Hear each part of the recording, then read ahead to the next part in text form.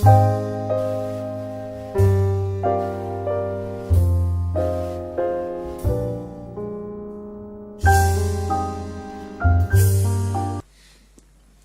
haven't got the staff. We've got the numbers, we haven't got the backup. We got the numbers, we got a quorum.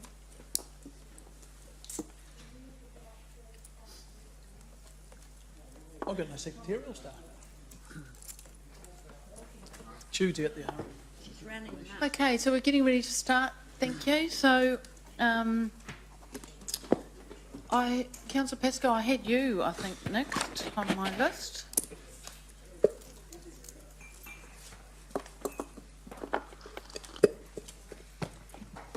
Right, we started. Thanks. All right, Councillor Pascoe, you're right. Yeah, I'd like to speak in support of my motion to remove the targeted rate for the wheelie bin. I think this motion removes confusion and complication from the LTP around rate increases and leaves the general rate increase in the period of this long-term plan Just a point of order, sorry, with Rob. that level. Can we have the motions up on the board? Please? Carry on. Okay. This motion removes confusion and complication from this long-term plan around rate increases and leaves the general rate increase in the period of this long-term plan with the level set by the last council in their 2011-2021 long-term plan. This, I think, ensures some certainty from ratepayers from the perspective of that same single rate increase planned over the next 10 years. The retention of the expenditure to provide residents with wheelie bins not only means that the city is in sync with the waste minimisation plan, but the wheelie bins give staff the certainty to commence negotiations with contractors for the renewal of refuse contracts in an efficient way that should lead to competitive pricing and ultimately better use of our landfills. I think in terms of the conversation this morning, I would really like to see staff negotiating around additional items that can be included in the wheelie bin over and above what is being recycled, because I think that then creates an opportunity for those residents so minded to actually recycle additional objects rather than those that are currently being done. I strongly oppose Councillor King's removal of the targeted rate for the gardens, as I believe the targeted rate gives certainty to ratepayers that the targeted rate can only be used for the purposes of the gardens, and I still believe it's a strong selling proposition for the external funding for the gardens. So in support, I would ask councillors to support my motion, and that is simply and solely to remove the targeted rate for the wheelie bin. Thank you. Right. Just a question on what? Could I ask a question of clarification? To whom? To Rob. Well, generally you don't ask a clarification question to councillors in a debate. Okay, can I but raise? what sort of question is it? It might be a staff-related question. You said that's on the 2011-2012 plan, that doesn't make any changes on that plan for what you're proposing. Can you just clarify? No, I was saying that the rate increase, the general rate increase, is consistent with the same general rate increase that was proposed in the previous long-term plan. All right, thank you. That's it, thanks. So, Councillor McPherson, you next for debate? Yeah, go for it. Thanks, Your Worship. I have long been opposed to the sort of flat targeted rates that we've been talking about here, and for the last couple of years. They've been used, and I say this factually, as a mechanism to increase rates above the promised 3.8% general rate increase. And in fact, from my point of view, the worst aspect is that they are regressive. They hit lower income families, households proportionally harder. So that is the reason I don't support them in principle. In this case, I support garden development and the type that's envisaged by the Mayor and others, and always have. But I point out to councillors, we have not needed a targeted rate to do that in the past. We have had massive development and very good development of those gardens for many years without a targeted rate. There has been no lack of commitment by the current or former councils to progressing the Hamilton Gardens development. The targeted rate, I suggest to you, is not going to make any difference to that. There is a commitment from this community as a whole to increase the offering and improve the offering on an ongoing basis at the Hamilton Gardens. It doesn't need the targeted rate to do that. It can be done and ought to be done from within our existing budgets. And that's why I support the amendment in respect of that particular targeted rate. As far as wheelie bins go, I don't think it has been in any way proved that they would necessarily gain us anything in an environmental sense that could not be gained through other mechanisms. It's been shown already this morning that this council is lacking data and analysis as to why they would be a better option than other options that ought to have been also on the table. Some of those options include greater education campaigns, some include hardware, more, ability to get more of the current types of bins, all sorts of things like that. When we started curbside recycling, whenever it was 16 years ago, there was a significant reduction in this council in waste to landfill and savings to ratepayers because of that. And that was without a targeted rate, that was within existing budgets, and it was driven by a very good education campaign at that time. And that is something that this council has, by and large, but not always, failed to do so since then. I think that if we had very good education campaign coupled with increases in acceptance of perhaps other grades of plastic as the market for them came on stream, we could be doing just as well as staff are alluding to at the moment. I use the word alluding because I don't think there's any facts that have been, or certainly not enough that have been presented to us. There's been opinion presented to us here, and I don't think that's good enough for us to make a decision in favour of either the targeted rate or allocating the expenditure at this point to wheelie bins. We need a lot more work done on that. I would rather see us make slightly cheaper a second recycling bin. At the moment someone has to pay $16, I understand, for a second one. Why not say, let's give them a discount on that to encourage people to get a second bin at the same time as we're increasing the acceptance of other grades of plastic. You can do just the same job. That might cost someone $10, $12, even the whole $16 to do that. But that's cheaper than 3 lots of $25 targeted rate. And it's easier for us administratively. It's within the current system. We don't have to change our practices at all. Minor variation to the volume part of the contract would be all. I don't see those sorts of options put in front of us there. I totally support increased diversion of waste away from landfills and into recycling. And certainly Sustainable Waikato has recognised that that's a policy that some of us, at least in council, are strongly supportive of. And I don't think it is being unenvironmental, if there is such a word, Is now. Okay, thank you. To say that you don't support wheelie bins. In fact, I question their costs in an environmental sense as well as in a financial sense. I suggest that we should be looking at other alternatives that can be implemented quicker and within our current systems before we start looking at something new that seems to me to be a nice to have. So I support the amendment for both of those reasons. Thank you. Councillor Mallett? Thank you, Your Worship. I support the amendment and don't approve of the motion.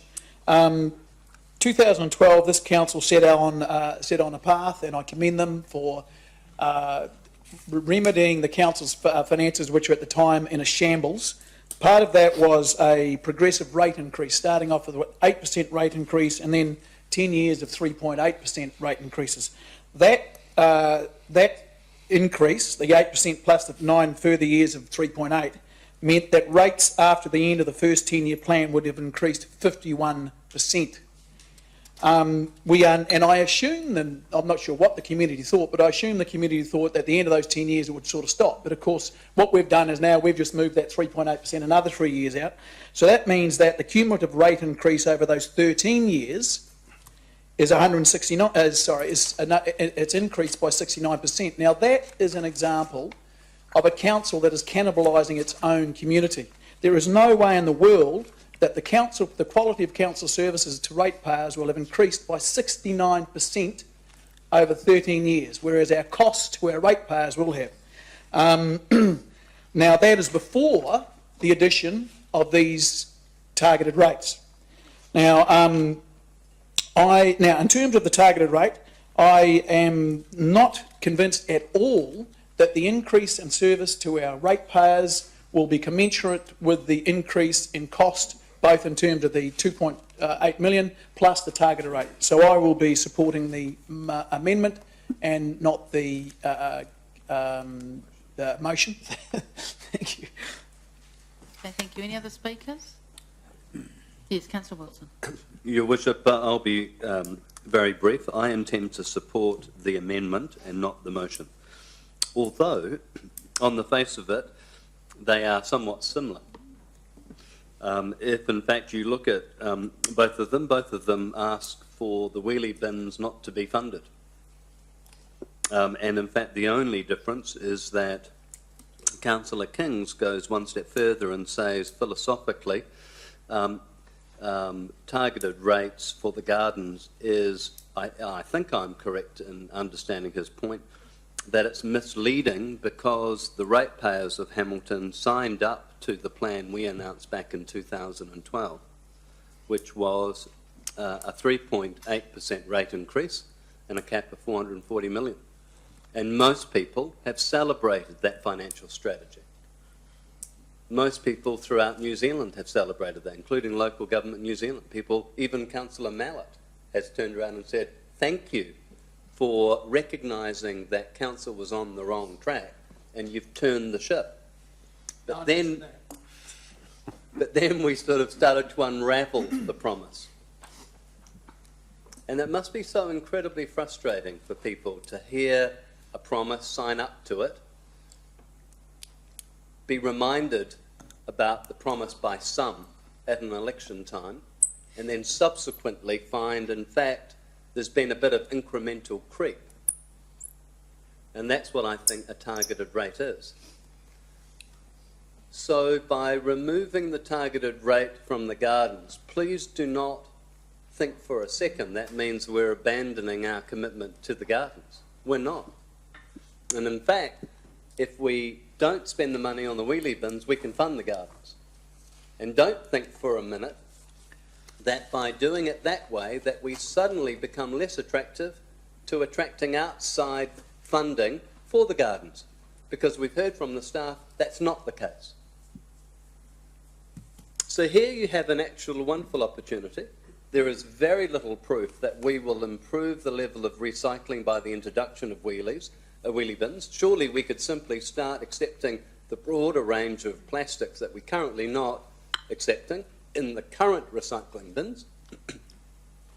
And wouldn't it be great to think that we could actually live to the promise that we've made those years ago when we said there wouldn't be a targeted rate, but still invest in the garden. So the amendment for me is the most sound and logical way forward and enables us to live to the word we went out with to the community. So that's why I support the amendment and not the motion. Okay, thank you, Councillor Wilson. Any other speakers? Councillor Forsyth? Thank you. I will be supporting the Councillor Pascoe's motion. Look, I'm really comfortable with the targeted rate. I think that for the Hamilton Gardens, I think that the consultative process that we've already undertaken with our public if my memory serves me correctly, there were about 200 submissions. I stand to be corrected by staff, and the majority of those were in support of a targeted rate. I think that the momentum that we've already created with the gardens has placed the gardens in a wonderful position where the community is right behind it, where we're gaining national and international recognition. And I think to keep leveraging off that momentum and keep to the targeted rate that we've already established and had approved by this council is the way forward. Particularly from an external funding position, we're in a much better position to say that the city supports and is Point of order, happy. Your Worship. Yes. I think the General Manager has clearly said that it makes no difference as long as council shows it is committed to I actually funding. don't think that's a point of order. That's his opinion. I'm just giving you the mine. General No, Manager's, stop. not mine. You have reminded us what the General Manager said, but I think what Councillor Forsyth is saying is she's giving her opinion It's my on opinion. what she wants to support, so she can Yeah. carry on. Thank you. Everyone's entitled to their own opinion. I think it's called freedom of speech. It's like So separate. I'm No, just stop. saying that I am happy that I think it's imperative that we maintain that targeted rate. And from a funder's point of view, they have absolute surety that that rate, that the money collected, etc., will be ring-fenced, I suppose, or kept for the sole purpose of the Hamilton Gardens.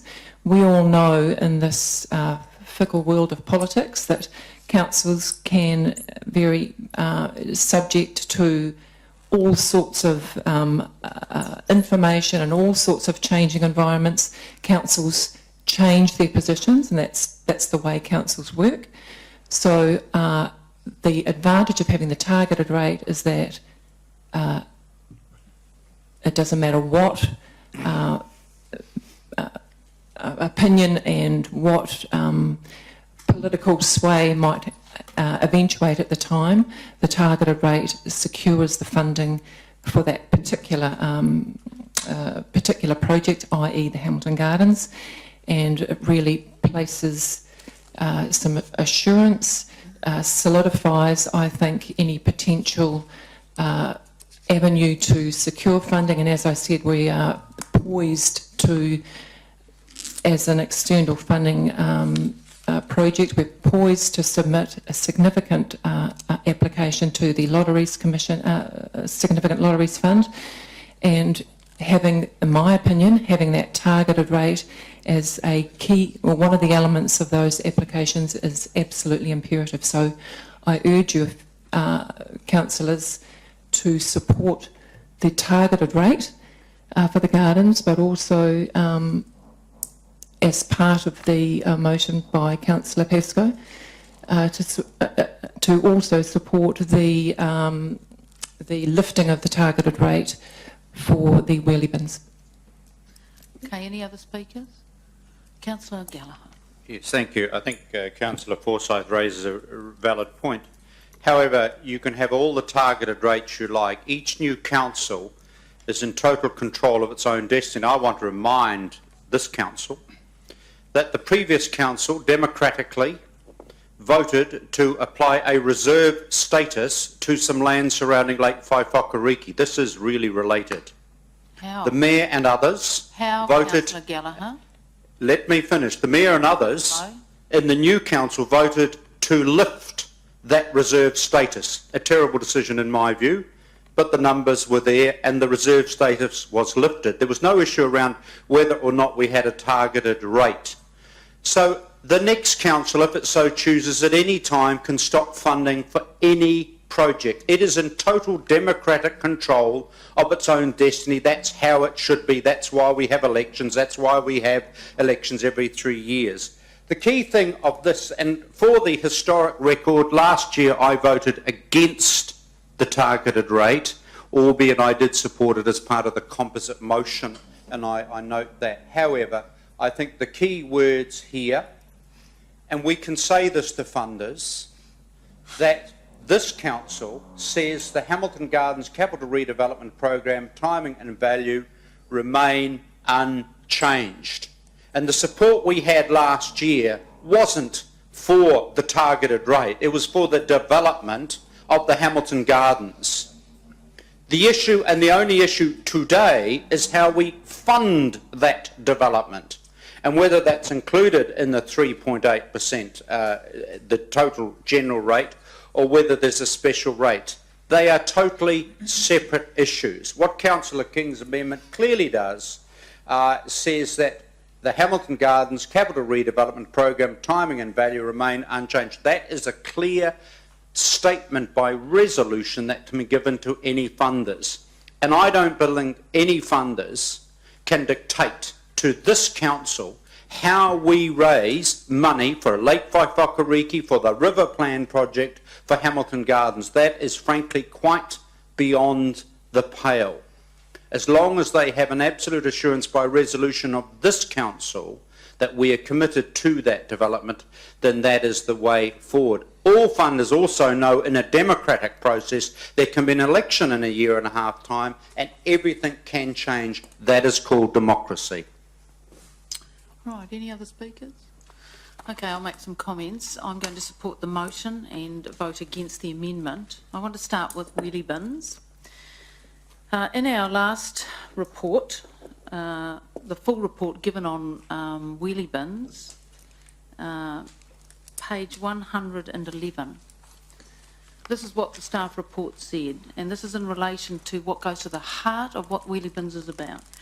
Based on the consultant's assessment, the use of the 240 litre wheelie bin and crate will increase recycling by 10,400 tonnes per year to 11,600 tonnes per year, i.e. 23 kilograms of increase per household in recycling. This represents 11% increase in recycling across the city, or 1,200 tonnes diverted from landfill. A similar recycling service operates in Wellington, Palmerston North, Dunedin, Matamata-Piako, Hauraki, Thames Coromandel. These materials are currently being disposed of within a black rubbish bag at a cost of $161 per tonne based on the 2013-14 costs. So that's what the staff said to us in relation to the numbers and why diversion from landfill is important. Two aspects. Cost for a start. It costs money to send stuff to landfill. Secondly, the modelling from the consultants, and let's not kid ourselves, guys, we've had a number of sessions about recycling and rubbish, and the consultants have told us that that is what you can expect to save, which equates to savings in money. The report from the staff today, page 35, Council is required by the Waste Minimisation Act 2008 to implement a waste management and minimisation plan, and continued receipt of waste minimisation levy funding is dependent on implementation of this plan. The current collection services provided will not achieve the vision and actions of that plan. And that is a message the staff have repeatedly told us. You cannot do nothing. We have to do something. So those two paragraphs I read out alone should be justification as to why we need to move to wheelie bins. We're behind the times. It's the right thing to do. It saves us money. And interestingly, councillors, the community actually wants this. Because when you go out into the community and go to the number of events and functions that I do, and a number of you do as well, people are very interested in how we are tackling recycling in the city. And I believe that this is a proposal that the public are wanting us to put to them, because I think they do want us to go down this track. Now, we'll find that out, of course. We'll find that out. So in terms of wheelie bins, quite frankly, I think it's a no-brainer, and I think it needs to go into the draft and out there for people to give a view. The next item relates to the Hamilton Gardens and why I do not support removal of the targeted rate. You know, it's interesting that, again, when you go out into the community, I think all of us agreed that it was very unusual the way the public received a targeted rate payment for the Hamilton Gardens. And some of you have said it's the gardens, they love the gardens so much and they want investment in the gardens. And I agree with that. I think that's absolutely right. The public in Hamilton and much wider know that investment in the gardens is a good thing for the community, for our city, and importantly, this investment is going to drive revenue options would offset operating costs, and that underpins why we're doing it. How has the targeted rate been received? Well. Why? Because people are saying, I'm paying $10 a year for those gardens, and I know that that money is ring-fenced for that project, and that gives me confidence that that is where it will be spent. And that is why, in my view, it has been so well received, because it is my investment as a ratepayer in a project that I think is worthy. And that is why that is was such a good thing to do. Will it affect funding? Oh, we don't know that. Of course we don't. We've had the GM give some views on it. I have been working very hard, as have others around this council, to engage with the community, the philanthropic sector and the community trusts to seek out the 2/3 funding, because that's actually our job as councillors, to support these projects and to develop those relationships and assist in that. And some of us in this room have been working very hard on that. I know through those experiences and conversations that saying that $10 a year is what the public is paying and supporting that project has gone down well. So I can only report on my conversations and how well that's been received. So instead of saying we've allocated in the budget, I'm saying people are paying $10 a year for 4 years for that project. And the response is, it's locked in. Good. That's a good thing, because I know the council has locked that in. And that to me has been a significant aspect of my approach to developing philanthropic relationships and relationships with community trusts that will assist with getting the balance of the money. We are just about to submit a Lotteries Commission application that will have those words in it. And now what is proposed by this amendment is that we go out to the public in the next couple of months and ask them what they think again about funding the gardens. Well, personally, no facts to back it up, but this is my opinion, I think that that will look silly, and I also think it could put in jeopardy the hard work that has been done and the platform that has been laid in the last few months. And I am very confident that the 2/3 money will be raised. I'm very confident based on the work I've been doing, Councillor Forsyth's been doing as chair of the External Funding Subcommittee, and others in this room have been doing. So I strongly urge councillors to stick to the plan we have. It's been well received and well supported. And it's a good project, and we all agree it's a great project to be investing in for the city and our future. And that's the important thing at the end of the day. A point of order, Your Worship, and my point of order is made under Standing Orders 313 7 Part C, Yep. on page 28, relating to misrepresentation. It relates to the first part of your speech. Right. I chose not to interrupt you during it, but Thank you. during that, if I can finish, Your Worship. Yes, my I point said of order. thank you. Okay. You stated when speaking in opposition to the amendment in relation to the wheelie bins, we cannot do nothing, with a clear reference to that being the view of the view counterposed to yours. And I make the point that no speaker or the amendment itself have suggested that nothing is done about that. So I ask you to withdraw that comment in respect of the movers of the amendment. So, Councillor McPherson, when we debate, it's my view, and I expressed it, that we cannot do nothing. That's my view. That's not in response to anything the staff said or any of the amendment. I'm saying, my personal view is we cannot do nothing, and I stand by that comment. Well, okay, I believe that under that section that I've quoted to you, that's misrepresentation of a statement made by a member of the Hamilton City Council. In fact, several members. So it that there are says no here statements made. that current collection services provided will not achieve the vision and actions of the plan. That's what's written here. So my interpretation of that is we can't do nothing. Your Worship, I'm not referring to what staff have said. I'm referring to the amendment and to the speakers in favour of the amendment, none of whom have said we should do nothing. Councillor McPherson, I didn't make any comments about what other people have said. And in fact, I think your submission on this point in debate was that we've got crates already and why don't we expand the use of those? Yeah, and I made no comment about that. That's absolutely correct, and all speakers supported doing something, regardless of whether they supported the amendment or not. You implied, and I believe it was misrepresentation under the standing orders, that those who held a different view on this amendment from you were suggesting that nothing be done.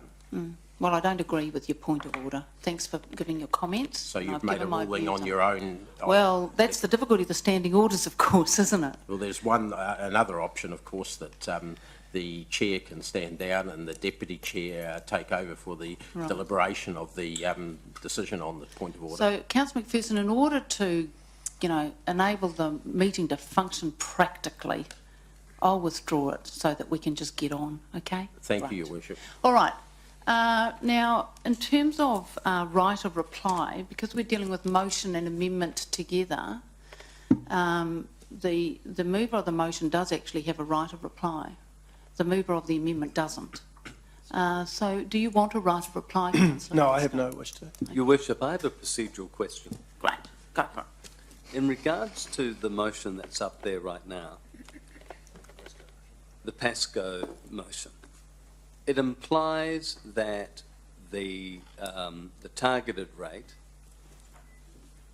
one could interpret it that in fact that the wheelie bins are not funded, where in fact what you're saying is, what the PASCO motion says is actually no, we're still getting wheelie bins, but we're just not funding the purchase of the wheelie bins through a targeted rate. I thought that was quite clear, Councillor Wilson. Well, That all we are doing is removing the previous agreement to fund the wheelie bins with a targeted rate.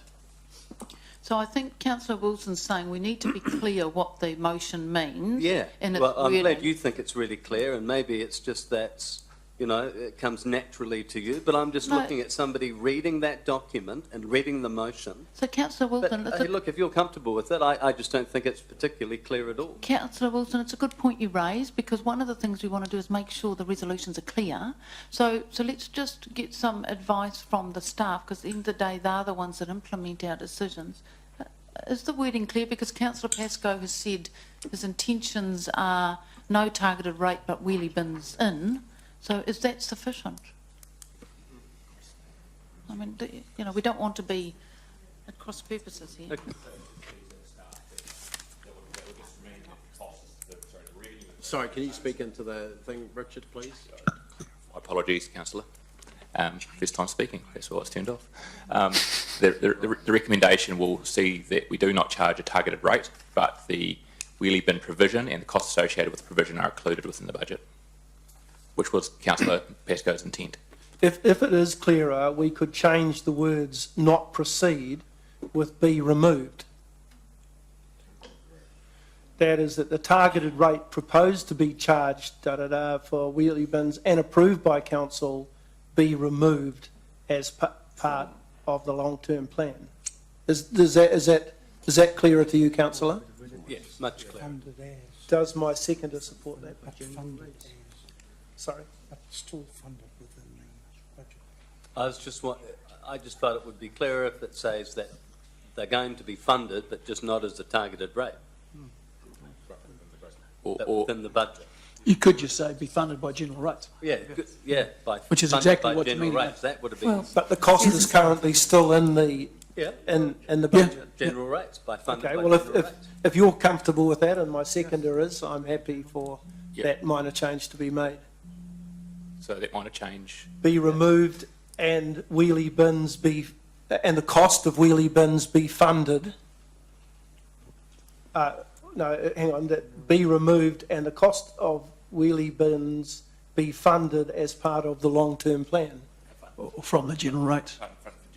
From the general rate. Okay.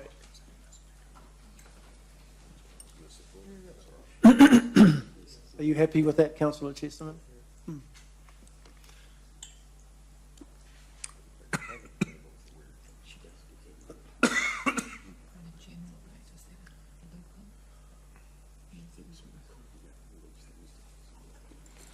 is that, That's really clumsy what's up there now. That the targeted rate proposed to be charged in the years that are be fund wheelie bins improved by council be removed. Oh, okay. But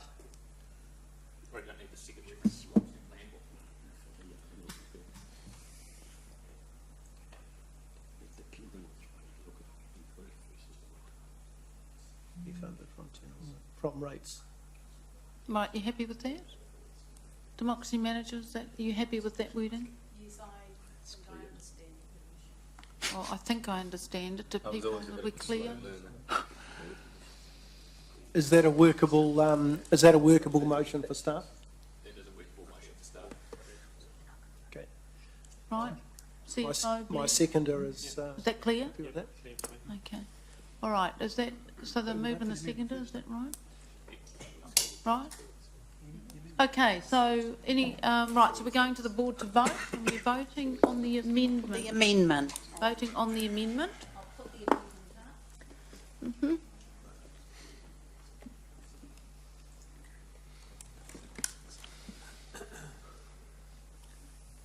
Oh, another 7-6 vote. The amendment has lost 7 votes against, 6 for. Right, thank you. And so we're now voting on the motion. Could you put the motion up?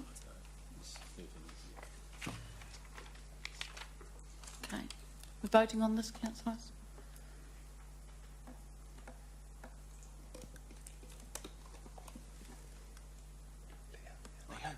No, we did it before it went up. The motion is carried 8 votes for and 5 against. Okay, thank you. Right, thank you, Chris and Ting. Right, the next item is on page... No, I've got to have an amendment, don't I? Oh, Has sorry. that come through? You're right, that's right. Sorry, folks, we're still on rubbish. Another motion. There's another motion, it relates to user bags, doesn't it? Yep.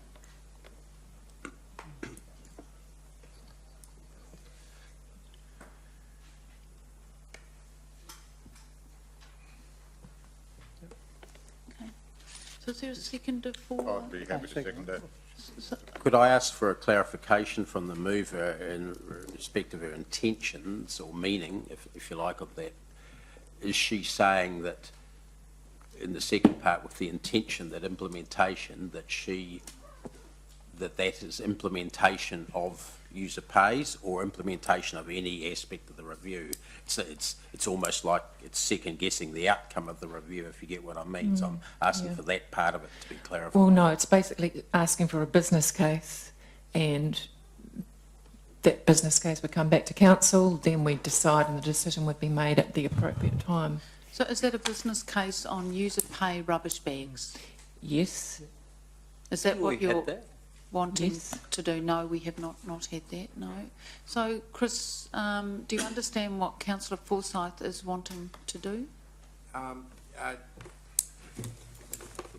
Yes, Your Worship. I think it's fairly consistent with our report in front of councillors and the implementation on page 40, where our intent was always to come back to council with the business case preceding the procurement and relook at some of the options. So it is adding the dimension of the user pays into that business case, and that's something that we could do. So does that, I'm just trying to understand here, so this is saying to the public, we're going to look at the issue and determine it at a later date. Is that what that's supposed to be saying? Yes, and the timing of it, I mean, it's going to, I don't know what your timeframes are, Chris, but obviously the contract's coming to an end. The new contract's 2017, so the business case will come as part of the cycle, and the decision will be made at some point between now and then whether we go with user pays alongside the other recycling and refuse. Right, so information. it's basically doing the analysis to determine whether a user pay rubbish bag concept should advance. It's not saying we're going to do that now. So I'm not sure if is that clear? How much does a business case cost? We have to do the business case anyway for moving forward. So For preparation for the prepare contract bus- negotiations, right. And Just confirming your worship, if I may, the cost of that business case is in the 10-year Is plan already budget. in the budget because you were going to be doing it anyway. Correct. Yeah. Okay. So why do we need the motion? Because I want user pays as part of that. Part of that. User pay rubbish bags as part of that business case. Right. Business I'm case going to for get all to you, options. Councillor King. I'm just trying to get the mover to clarify exactly what the motion is so that we're clear what we're doing. So, There's no extra cost to council. The business case is happening anyway, but I just want to lock in the fact that I think a user pays rubbish system should be part of that. so is it that it Development. should say that the business case that is to be reported back as part of the 2016-17 plan on refuse and recycling should include user pay rubbish bags? Is that what you're wanting? So I'm that not saying clear? today, let's have user pays tomorrow. We need to look at, I mean, we had the discussion earlier about a whole lot of alternatives that we don't know the answers to. Yes, because there's lots of questions being asked. Yeah. So is that what you really mean, do you think? So not say that. Yes. I mean, if it doesn't, then Yeah, I think Her Worship's clarification is right. What I read that motion to say to include in part of our business plan the user pays aspects of our whole service, and that would come to council like any business case for approval in terms of what we then proceed with. yes. Right, okay. Did you have a question on the motion, Councillor King, in terms of the wording and what's trying to happen here? I just recall that recently we had a briefing on this when almost all councillors were there apart from Councillor Forsyth, and that you asked for a feel around the table of where we were going here, and there wasn't the support for this. And I'm just, again, questioning the value of the briefings if members don't turn up and resubmit motions at council meetings. I suppose, unfortunately, we get, lots of motions related to stuff we've discussed, but I think it's open to any councillor, especially during these processes, to put motions on the table for people to vote on, and if councillors have a view they don't support it, well, they don't support it. Yeah. So I don't think the process prohibits it. No, but the briefing was directly around user pays rubbish bags. I don't think it had a business case in there. It didn't have a business case, no. No, the question was asked before. So, Councillor King, I think what it's up to Councillor Forsyth. She wants to put a motion on the table, and's got a seconder, we debate it and vote on it, and that's just the way it is. So I'm just interested in making sure the motion is clear so that people understand what it is that we're discussing. So I just want to make sure that's right. So what I'm going to do is I'm going to give you 3 minutes to sort it out, okay, and then put it up there and we'll test it, okay? Thanks.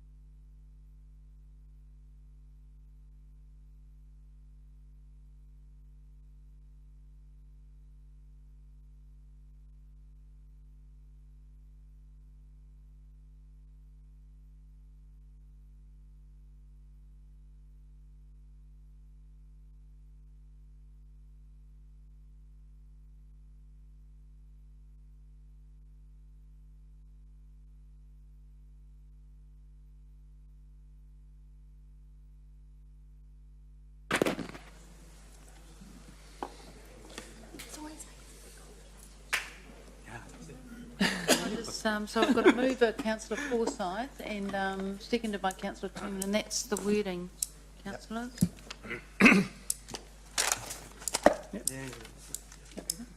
Right, is there any, right, so that's clear, I think. So councillor Forsyth, do you want to speak to that? Yes, I will. The whole morning's been spent on refuse and recycling. I know this has been brought to council at a less formal opportunity in the past, but I still think that this is the way forward. I've personally had experience of a user-pay system.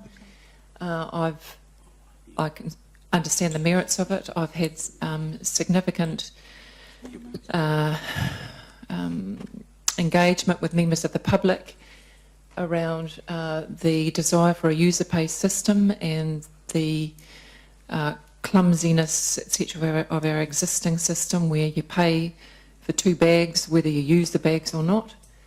So I think this is a much more transparent system, a much more system that puts ownership on the actual user of the service, and I think it's part of the way forward in our whole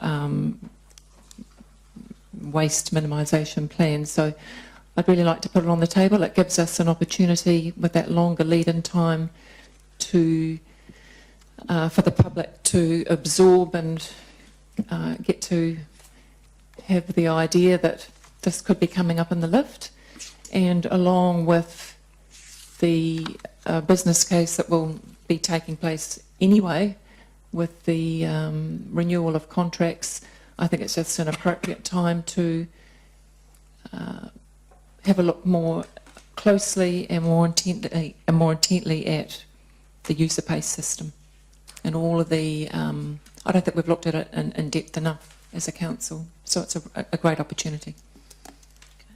Any other speakers? Yes, councillor McPherson. Yes, I'm opposed to this resolution, and in saying that, I want to make a comment about some of the speeches this morning that have implied that those councillors that I believe have implied, my opinion, those councillors who have opposed staff and resolutions from office holders in council, that they are somehow not as environmentally sound as others. And I totally reject that, because there are different ways to skin that cat. And I believe that the penalty system, which is effectively the user pay system and the targeted rate system, I regard them as penalising users, that they're punitive ways of achieving an outcome that don't need to be undertaken in order to achieve a good environmental outcome. There are other alternatives,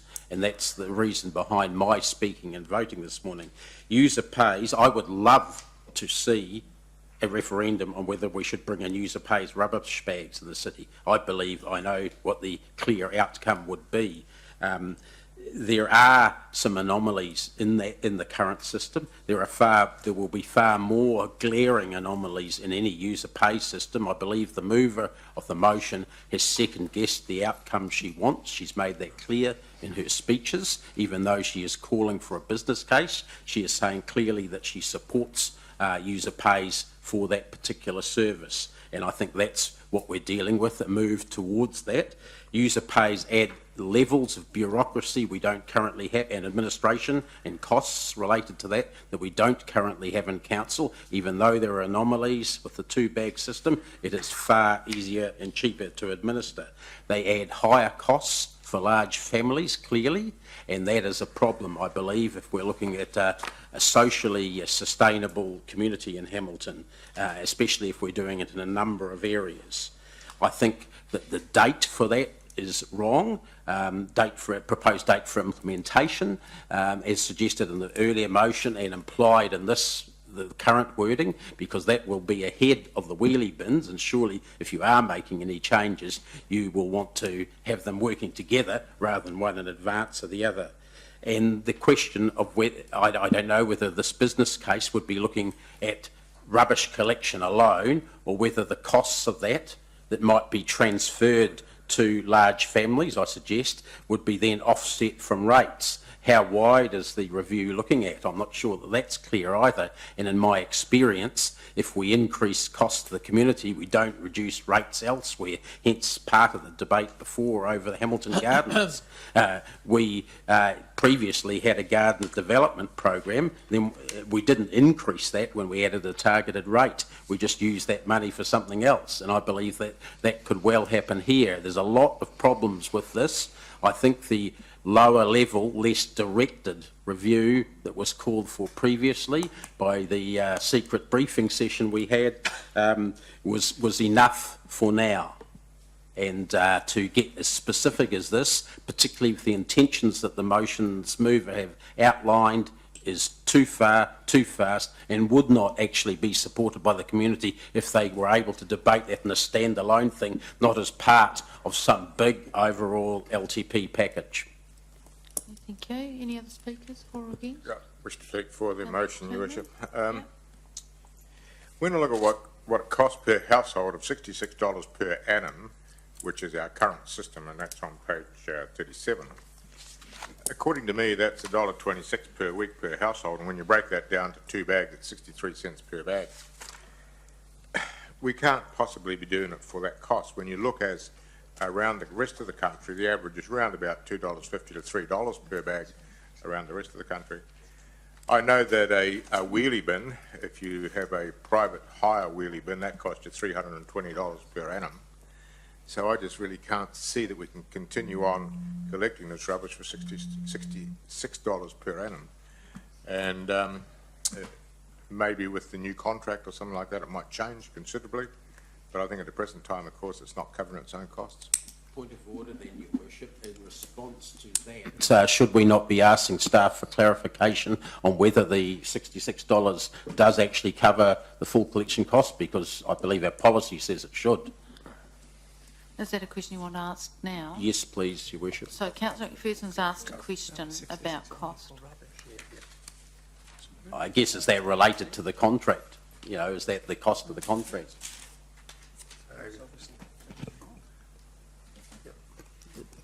It's a good point. So if I may answer that question, on average a household puts out 7 kgs of refuse per week. So obviously some weeks they may put out more, some weeks they may put out less. So across the board, if we divide the amount of tonnages that we receive from the city per annum and divide that by the number of properties, it comes out to be around 7 kilos per household per week. So obviously our budget and our contract rates are based on that average of 7 kgs per household per week. But each household is entitled at the moment to put out 2 black bags at 20 kilos per bag, so that's 40 kilos per week. We certainly wouldn't be having in our budget funding availability to fund 40 kilos per week. The question related to the quantum collected is $66 per household average in the general rate. Does that cover the full collection of household rubbish? Yes. Thanks. Any other speakers? Councillor King? Yeah, I'm speaking against the motion. We're getting a bargain here, guys. We can put out 40 kgs a week for an average cost of 63 cents a bag. We've just been told that. Where my holiday house is, I pay $2.30 a bag, and the bags are half the size of our black bags. I mean, we're onto something. This is really good. 63 cents a bag. And now I understand it averages out, but we're running an extremely efficient service. So what's not broken, why try and fix it? We're only going to penalise the people who live in their city by going to user pay. We can't do user pays at 63 cents a bag. Further, I'm against this motion because it will penalise the families in the city. Central government has a system of collecting PAYE tax where the less you earn, the less tax you pay. The more you earn, the more tax you pay. And some people think it's not fair. It is fair. It's about keeping society reasonably even and stopping the rich running away with paying a flat rate.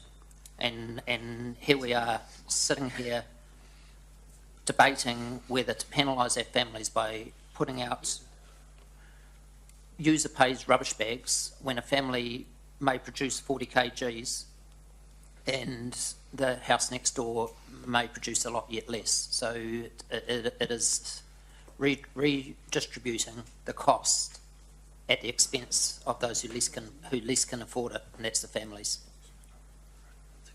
Okay, thank you. Councillor Mallett? Thank you. I'll be supporting the motion, but only in a limited way. I'll be voting for it. But just a couple of things. There is an irony in this that collecting rubbish, both, I think any one person who has any idea of what a council should be doing would accept that that is a requirement, a core service of the council. And I think that the law actually says that we have to do it or make sure that it is done. So the law even legislates that this is part of our core business. So it seems a bit ironic that the things that are our core business, we're now trying to user pay. But I am a user pays guy. So I'll be supporting this. Secondly, I'm glad Leo picked that figure up because I hadn't seen that. I really am looking forward to seeing the figures coming back because they just don't seem quite right to me, and I'm not challenging what you're saying, but there's some magic going on there to be able to do it that well. And the third reason I'll be supporting is because it is only a recommendation or a report, beg your pardon. It's not a final decision. Thank you. Sorry, did you want to say something, General Manager? Yeah, just a comment. I think that's the intent of a business case, is to get down to that detail, and the business case would look at the holistic view of our whole service, including the future cost of refuse into landfill and the risk associated with that moving into the future. So the business case will illuminate a lot of those questions you're asking. Because on the surface of it, I think you're right, but when you look at it holistically, you look at even the cost of householders providing their own bags, the future cost of landfill. I think the business case would take a holistic view into the future of the cost to ratepayers. All right, thank you. Deputy Mayor? Yes, thanks, Your Worship. I'm going to be supporting the motion fundamentally for a very simple reason. It allows us to get the facts, the information on which to make a decision. Okay. Any other speakers? Do you want to write a reply, Councillor Forsyth? Yes, I would like to write a reply.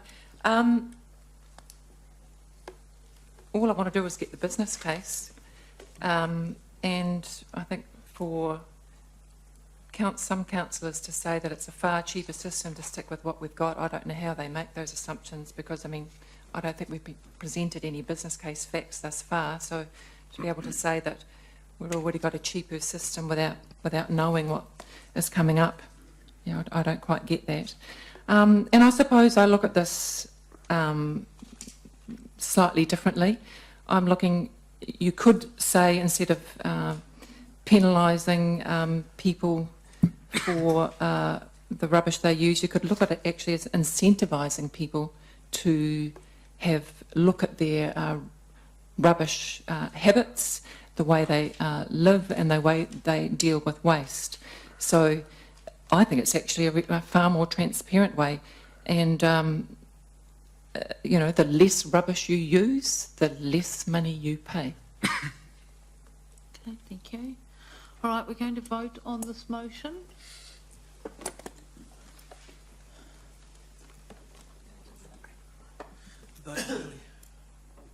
The motion is carried 8 votes for and 5 against. Thank you. Thank you. We're now going to deal with page 32. Item, what number is it? Item 9. Page 32. Is anyone speaking to this? Who's speaking to this? River plan. Oh, sorry, Jake. Didn't know what it was. Okay. CFO, do you have any comments to make on it? Thank you, Your Worship.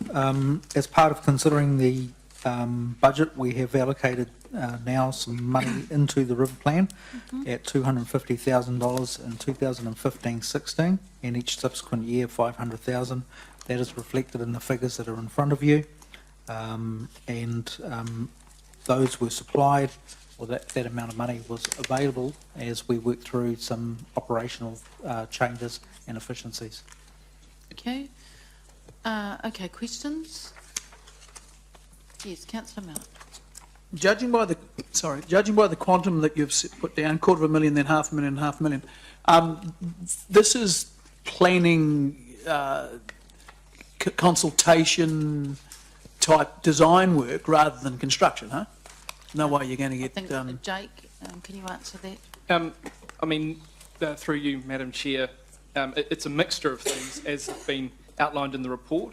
So, you know, while the majority of these funds would be used for detailed planning over the coming years, there's also some of this money could be used to seed or contribute to projects. Okay, I guess I just see master plan, proceeds, feasibility, design study, design and installation. Oh, I suppose installation means something then. Okay, it's because we dream if we think that's going to build, you know, that's not going to build a building or a park or anything, is it? Yeah, that's correct, and that's why we've, in this report, we've said that, you know, for major capital projects, we'd be coming back to council. This is I guess, an envelope of funding that can continue a lot of river plan related work, a lot of the design work, and make a start towards some of the bigger projects. But as you rightly say, some of the projects in the river plan would be significantly more than what we've outlined here. I guess the concern for me is we've already spent hundreds of millions of dollars on the consultation with the chap from Australia and all those artists. Hundreds of millions of dollars. So what did I say? Hundreds of millions. Hundreds of millions. Oh, sorry, hundreds and thousands. Could we just get the Those are the things you put on cakes. on the budget? So the river plan was developed with a $200,000 budget, and it was delivered within budget and on time, and it was so $200,000.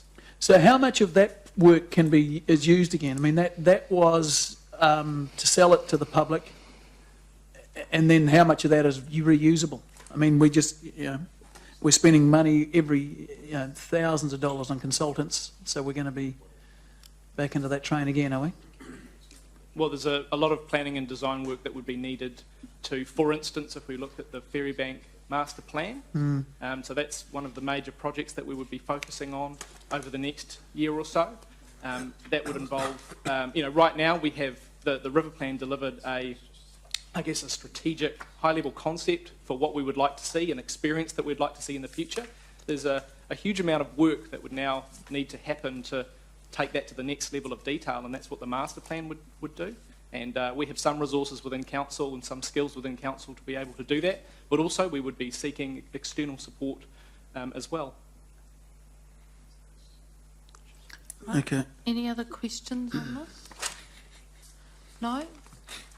Okay, I'll move the recommendation on page 32, seconded by councillor Gallagher. Does anyone want to speak for or against this? I'll just speak for the motion. We might just put it up. I think it's clear, councillors, on your page. Sorry, the democracy manager's sorting out IT, I think. Councillors, look, I think this is a really important motion for councillors to support because it enables the river plan implementation to begin and, in fact, critical work to be done. And also it is the public representation of support for this project. And that is something that the public have been looking for because, as we know, there's been a number of reports in the past, but they have never got off the ground. So I think this is a really good way to approach the budgeting. And I think Councillor Mallett raised some good points that the focus initially is on design and detailed planning. And so over the years, I guess those things are going to come back to us with a lot more clarity and what those isolated projects will be. One of the other things I think is important identified in the report is this funding also enables projects to get underway. The low-hanging fruit, as they say, and the public has certainly said that they are interested to see it actually starting, and this is a good opportunity to enable that to happen. So I'd strongly recommend that councillors support getting this underway. Councillor Wilson. Yeah, sorry, Your Worship, that I didn't signal before you spoke. Look, I just simply want to express my absolute commitment and support for the river plan and this allocation of funding. I think it's one of these projects that we have to embrace, and it comes with risk, and it will come with some who will criticise us for the money that may be required. But I think in generations to come, people will look back and say, finally, some council had the courage of their convictions to start implementing and start turning the city to embrace the river. So although you'll often hear from me the fact we've got to be financially responsible, we do, but we fulfil that role by occasionally balancing the needs of the now with the projected needs of the future. And this is one of those cases where I think we should be prepared to commit, invest, and see it through. So I simply wanted to speak in support of the Mayor in that initiative because I think it's the right thing to do. Thank you. Right. Any others? Yes, Councillor Gallagher, did you want to speak? Yes, I support, obviously, the motion as I've seconded it. I think, to use the analogy, we are in obviously constrained times and significant financial challenges. But I think the history bit will be this is the day, subject to approval by our community, where the train slowly left the station.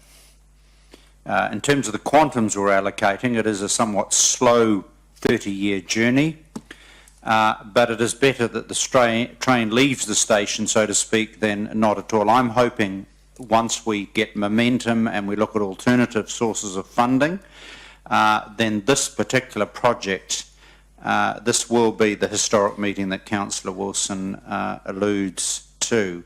I think with the right canny use of funding, allocation of funding, and with the appropriate engagement with the community and expertise panels, and want to acknowledge Jacob and his vast team at the River Plan Office, you know, I think we're really now, the momentum starts, and I'm very supportive of this motion. And Councillor Gallagher, that vast team would be a team of one? Jacob? Yes, that's correct, but he has a vast intellect. That's right. I occasionally make him coffee. Councillor Mallon? Just a question. This is $4,750,000. That's right.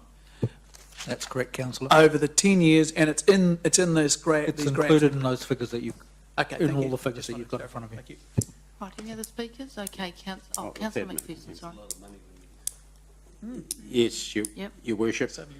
I have some concerns about this resolution. I loved Councillor Gallagher's analogy about the train slowly leaving the station, just extending the analogy just slightly. I think that train is in danger of leaving some of its passengers behind, and hence my concerns. I think it's a very good concept. I think the types of developments that are envisaged will be beautiful, lovely, good to use, but I somehow wonder whether we've fully got our priorities right when we're cutting and slashing in some other areas and glibly chucking in $500,000 a year to get this thing started. It leaves me cold. I don't like to pour to be a wet blanket in terms of river development. I support the concept there, but not at any cost. And I'm wondering whether the reason we can afford, or think we can afford, to spend in this area is because we've cut spending in a number of other areas, some of which I don't agree with. So I ask myself, if I don't agree with the cuts in other areas, particularly in the community, social sectors, how could I then agree to similar additions in spending in this other area? and which is the most important. And bread and circuses are important, but so is community support and social support, in my opinion. And I don't think we've got it right there. Hence, I'm not going to support this resolution, despite my colleagues, Councillors Gallagher and Councillors Wilson, imploring all of us to do so. I think that they need to, and everyone needs to look at what we're missing out on in order to do this. And if you judge that we're missing out on too much elsewhere, then perhaps you will say we need to tie-ho on this or rework this a little bit. I am not opposed to us doing some work in this area. I'm opposed to us allocating so much for such a long period without addressing those other areas, which I think we're very sparse on at the moment. Okay, thank you. Right, yes, Councillor. I won't be supporting this, and very similar reasons today, but different. I guess the content of the thing will be different. There are social areas. Yeah, we have been told that we have a tsunami of infrastructure, and that's been graphically explained to us and illustrated to us. I just think this is a magnificent project. It is the wrong time, and the wrong people are doing it. We need to get out of the way, relax our rules about development within the city. A lot of this will happen as and when the market requires it, as and when private developers feel they can go ahead with the development and can sustain it themselves. We do not need to be funding this thing, and I think to the extent that we do fund it, we will make mistakes because we are driven by the wrong incentives. So I will be voting against this. Okay, any other speakers for or against? Yes, Councillor King. Yeah, I'm not on the train. I believe this is another pet project, as we've seen come out of previous councils, and the costs of this are going to escalate and going to become huge in the future. It's not only the money that we're spending to put these things in, it's the cost of maintaining the assets once they go in. Flowers on a walking bridge, we know the wind whips through there, it's a wind tunnel, who's going to pay to maintain it? It'll go into the parks and gardens budget once the pot plants or flowers have been put in place. I believe that the city does need to turn around to the river, but I also believe that our forefathers knew what they were doing when they put the city where they did. They put it up high, they set it back from the riverbank, and as we're finding out from the bits of land that we own, it's extremely expensive to put a building of any height any closer to the river. Sure, let's turn the river around at the city height, where the money is, where the commerce is, but let's not build another set of coffee shops down on a ferry bank, amongst other things, selling coffees which on reserve land at this stage. So at this stage we would have to own it, we'll have to lease it, and we'll have to put somebody in there selling coffees at $5 a coffee to try and make the whole thing work. Not against the concept, but it should be up at the city level, not down where it floods. Twice in my lifetime, I've seen the river flood up over the road. I've seen Ann Street underwater. It will happen again, mark my words. I've got a photo sent to me by a concerned citizen that has, since the 1960s, because there's a vehicle in it that we can identify as the year it was made, and the whole of that area is way under the water. If it happened in the 1960s, it can do it again. Sure, we've got dams that control the water, but once Lake Taupo gets up to a certain height, they have no choice. They will let that water go. We will get a wet season, and they will have to let that water go, and the ferry bank will flood again. So I'm not supporting the spend. Thank you. Councillor O'Leary. Thank you. Just quickly, I'll be supporting this motion, of course. I'm just a little bit, I guess, humoured by some of the comments that we've just heard about the river plan and pet project, I think was what Councillor Mallett said, and Councillor King implied that we may have to fund the plan through selling $5 coffees in a council-operated and owned coffee shop. Putting those comments that I found a little bit humorous aside, this is, and you know, I guess this is where sometimes we struggle with democracy. It is what it is, but it feels like not only did we spend nearly 18 months on a plan that the city has waited 30 plus years for. But we keep coming back to this chamber time and time again, even though the plan has been signed off by council. We're back here for another little bit and then another little bit. And that's democracy, that's fine, I signed up for that, that's my role. But councillors that are thinking of voting against this, it is my opinion that you are very, very out of touch with the residents that live in this city. They have wanted this for a very, very long time. The money here has been found in operating budgets that we have now. I think it is an insignificant amount of money compared to some cities in the country and in the world who are now following Hamilton and developing their own waterside plans wherever they may be. I'm sure Jake knows and Her Worship knows where those plans are. And they're talking, those councils are talking 20, 30, 40, $50 million of seed money. This pales in comparison, and the overwhelming support that this plan has had every single step of the way is, well, that support is overwhelming. And if you're voting against this, dare I say, you are very out of touch with the people that live in this city. Okay, any other speakers? Your Worship, I wish to support the motion. Yeah.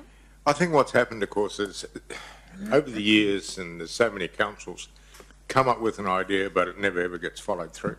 We've got to make a start somewhere, and if we don't start this time, it'll only be more expensive in the future. So as far as the train goes, Councillor Gallagher, yeah, I think what we have to do is to get that thing and to go all the way. It's no good just starting something and hoping that it will reach its fruition eventually. You've got to keep driving these things, because if we don't keep moving now, nothing's going to happen, and we're going to look back in 10, 20 years' time and say, gee, I wish we'd done something then. I suppose a bit like Henry Ford when he made his motor car, isn't it? If he hadn't had the courage and that sort of stuff to get that Model A on the road, where would we be today? On bikes. Driving cold instead of Fords. Well, they're close down too, I see. Councillor King, sorry, did you have a question? Because you've spoken in the debate, but did you have a question? It's just a correction on Angela not giving me the credit for my pet project comment. It wasn't Murray. It wasn't. It was Councillor King who said the pet I project. did correct that, Your Worship. Thank you, Angela. Yeah, I never say pet. Can the record record it was Councillor King who said pet project? Thank you for bringing it to our attention. Councillor Pascoe? Yes, thank you, Your Worship. I'm speaking in favour of the motion. I was one of the few councillors who wasn't on the River Plan Committee who attended the release of the information down at the Meteor probably about 6 months ago. And instead of hearing from residents saying what council was doing wrong, it was in fact the reverse. And I think that reinforces Councillor O'Leary's statements around people saying, why haven't you started it, or get on with it, don't waste any time. So there was a very positive undertow of people who we would ordinarily see in a much more negative situation telling us, let's not waste time, let's get on with it.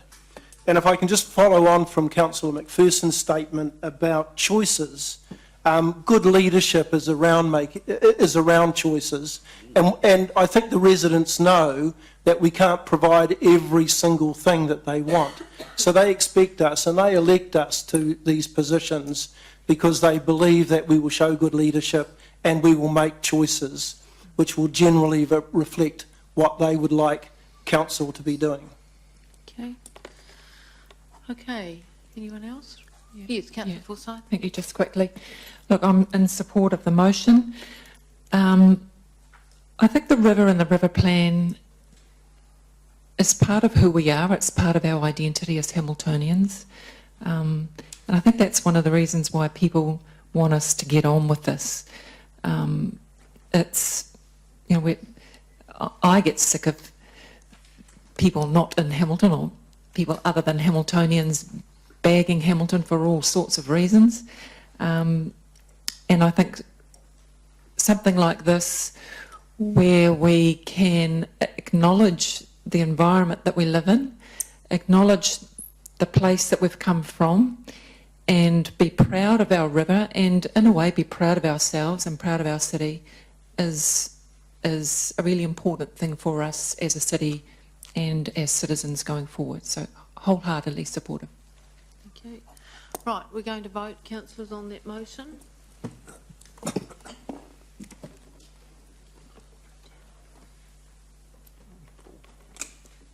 Carried 9 votes for and 4 against. Thank you. Right. We've got, can I just check, Democracy Manager, I think we've got a couple of councillors who are going to DHB. Can I, councillors, what time are you intending to go? We have to be there by no later than 1:45. 1:30 is the official meeting. Right, because I'm just trying to manage timeframes and lunch and things like that. I put back and remind you. They do a better lunch than we do. The half an hour pre-meeting. So is that- 1 o'clock. We'll all go there for lunch, Is shall that we? his, Councillor Wilson, is that his apologies for lateness time, is it? What sort of lunch have they got? Councillor Gallagher may have forgotten that actually the informal starts at 1. Oh, yeah. Oh, you have an informal closed door, do you? You don't Right. support them? Not in Can we public. share menus? Formals can't count. Okay, so that Just like starts a at 1:45, workshop. so, Secret briefing. Secret briefing. so you have those at the DHB, do you? Okay. So I'm just trying to work out how we're going to manage the time frame, because I'm sort of loath to start something and then stop it in the middle, is my concern here. So what are we thinking? Should we take lunch now and come back at 1:45? Or do you want to do Yep. aquatics on page... Why don't we power through until these guys go for lunch? Look, Until- I don't have any views. to I'm keep them- seeking keep views them here. Do you involved want to in the carry meeting on? as long as possible. I'm wanting to be helpful. Can we get Yes. some anticipation? I know there's a briefing beyond this meeting, which we will catch up with Richard separately. When are you anticipating roughly that today's business will be concluded? And obviously we'll have to try Well, and fit around I you. don't think the CE can give you that answer, because it is absolutely entirely dependent on us. Yeah. And the whole day has been allocated, Okay, and it sure. entirely depends on how many people have got questions and how long we want to debate something. So let's get on with aquatics, which is on page 9. And Lance, that's you. So you were asked to come back with, Councillor King raised an issue about building a new swimming pool at Waterworld, and this was in response. Councillor said, okay, let's have that information come back. Right, so here it is. Is there any points you want to raise in it, or should we go straight to questions? Just a couple, Your Worship. So we're asked to go away and look at 25-metre pool at Waterworld. You'd probably see that there were really 4 versions of that, and I'm not going to labour those.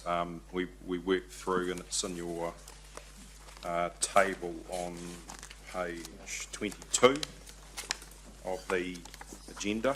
There's a table showing all the different options of not only the Waterworld pool, but Lido pool enclosure, extending the partner pool program, the Rototuna pool and the municipal pool.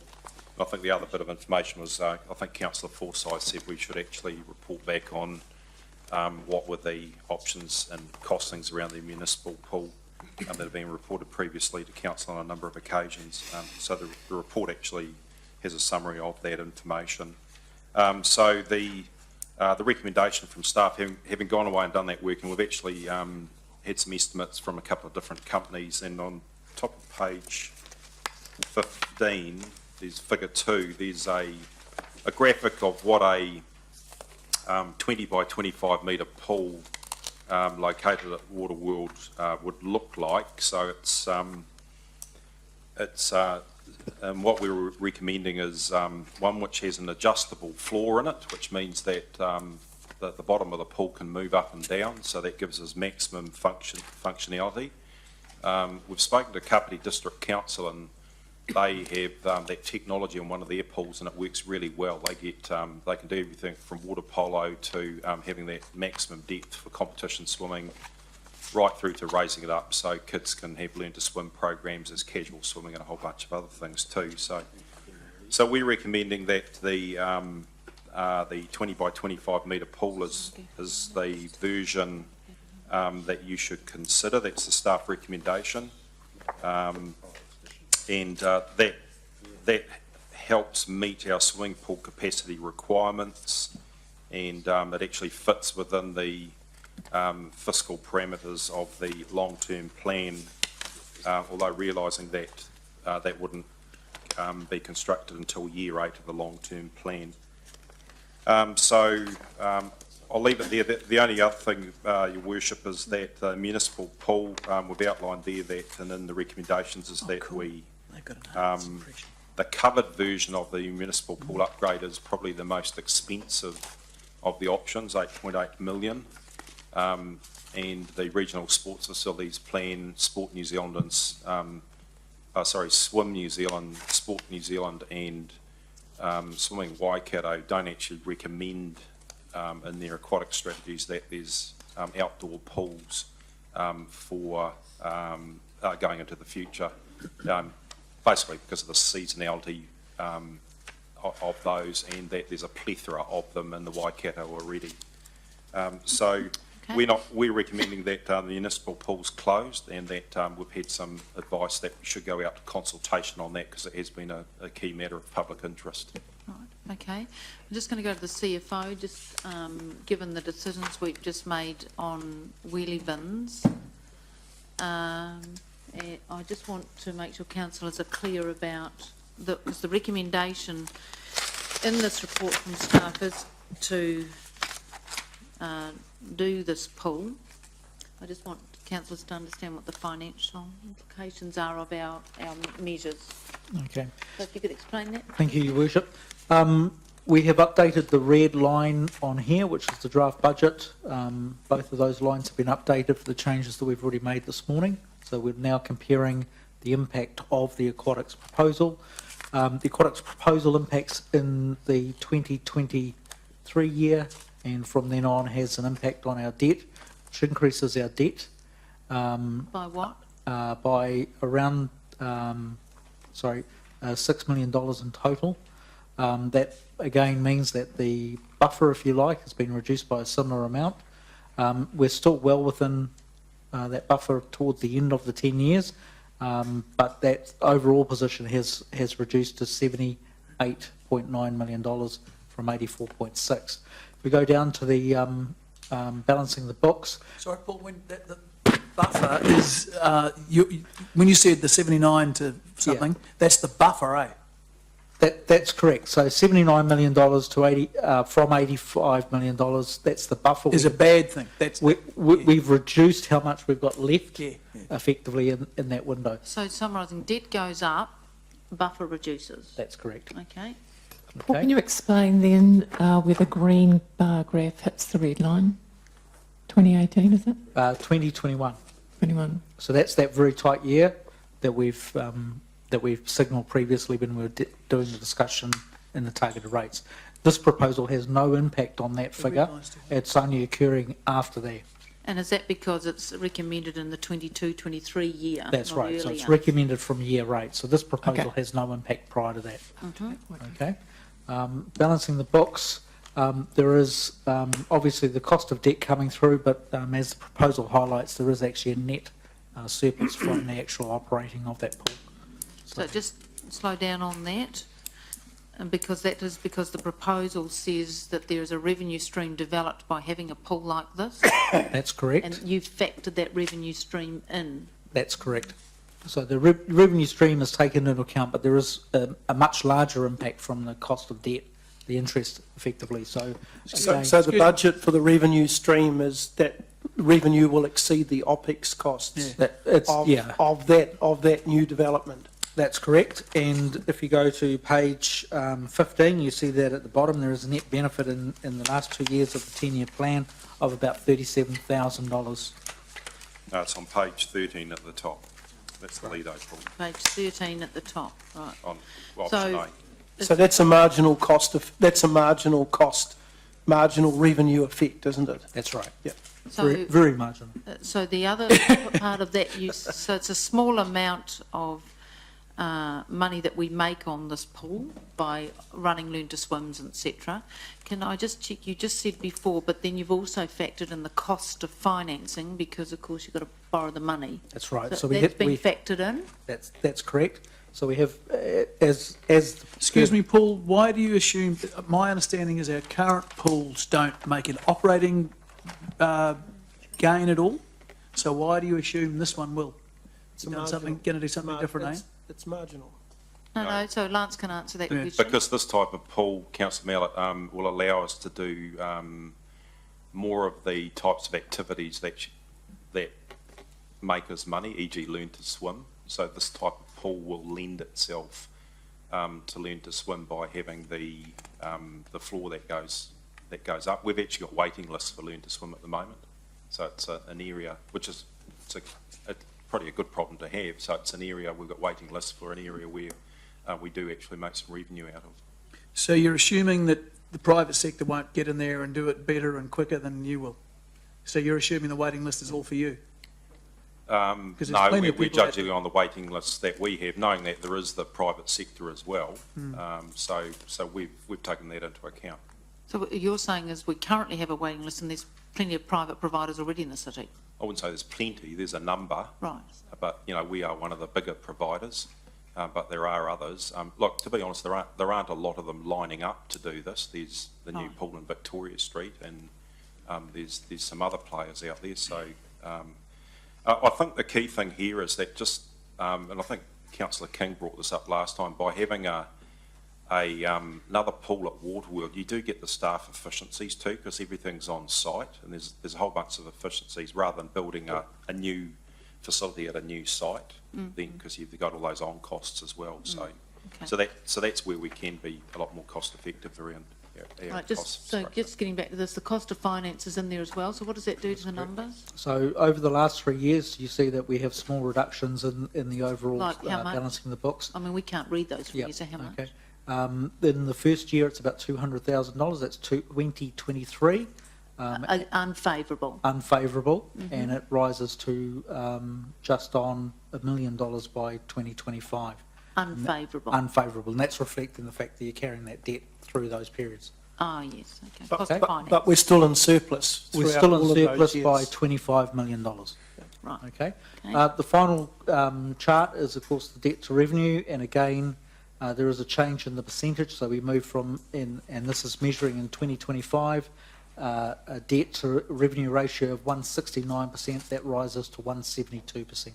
So it's still within, within the 200%. What does it do prior to that? So it commences increasing in 2023. It goes up by 2%, 2% in 2024, and increases in 2025. And nothing prior to that because we're very close to the wind on prior to that. That's right. There's nothing prior to that because the proposal is to actually fund this from 2023. Okay, so people clear on the impacts? Yeah. Can I just ask, sorry, was there a question on this? No, not on the finances. All right, so I'll come to you. So I wanted to understand why is it that in your first report you gave us, you were recommending closing in the Lido pool and commencing that in 2016, 17? Reading this right? That's correct. Yeah. But in this one, you're recommending it not starting till 22, 23? Basically, because the financials have changed since February the 4th. Yeah, so it's you're pushing it out. Yeah, to meet the fiscal envelope. Because of the financials, the way we run the budgets. So the need isn't going away, and the reasons you're giving are unchanged. It's just a fit within the budget. That's correct. Right. So I guess the next question then is, well, if you're saying to us there is an issue about demand that needs to be met, and that demand is unchanged, I'm sort of struggling to understand why you would push out, building it. irrespective of the financial envelope, the need is the demand's unchanged. Well, So- I think as staff, we've tried to weigh up the whole context and then give that advice. If council want to do something else, that's your prerogative. Yeah, I get that, but I'm trying to understand here, if the problem is the problem, and so you're coming to us and saying, as a council, this is the issue that's been identified, this is what the experts are saying, and here are a range of options to meet that problem, and those include covering in the Lido pool, which would be an immediate response to the problem, and then on the continuum, there's a whole part of other things, partner pools or whatever, and you've discounted some, and right at the back end is this new pool, and then on to Rotorua to take care of the north. So I've sort of got that continuum right, haven't I? That's correct. Okay, so is the problem, the demand issue, that's predominantly a winter issue? Have I got that right?